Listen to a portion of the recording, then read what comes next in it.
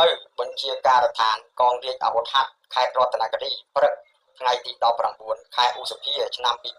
2025លោកឧត្តមសេនីយ៍ត្រីសោសាវឿនមេបញ្ជាការកងរាជអាវុធហត្ថខេត្តបានអញ្ជើញក្នុងពិធីចែកជូននៅអាវភ្លៀងដែលជាអំណោយដ៏ថ្លៃថ្លារបស់សម្ដេចអគ្គមហាសេនាបតីតេជោហ៊ុនសែនប្រធានព្រឹទ្ធសភានៃព្រះរាជាណាចក្រកម្ពុជានិងសម្ដេចអតិប្រិយបណ្ឌិតប៊ុនរនីហ៊ុនសែនជាប្រធានកាកបាទក្រហមកម្ពុជាព្រមទាំងសម្ដេចមហាបវរថាបតីហ៊ុនម៉ាណែតនាយករដ្ឋមន្ត្រីនៃព្រះរាជាណាចក្រកម្ពុជា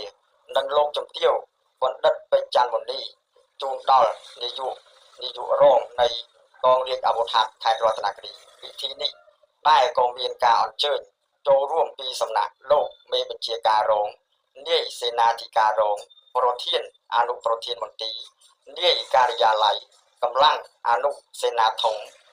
អន្តរាគមព្រមទាំងនាយរងកងរាជអាវុធហត្ថទាំងអស់ចំណុះបញ្ជាការដ្ឋានកងរាជអាវុធហត្ថខេត្តជាច្រើនរូបទៀតផង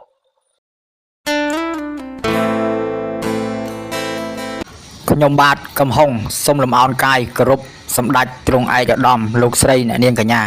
ដែលកំពុងតែពេញនិយមតាមដានរាល់ការផ្សាយរបស់ខ្ញុំបាទកំហុងអង្គភាពគេហទំព័រសេះសទូរទស្សន៍អនឡាញ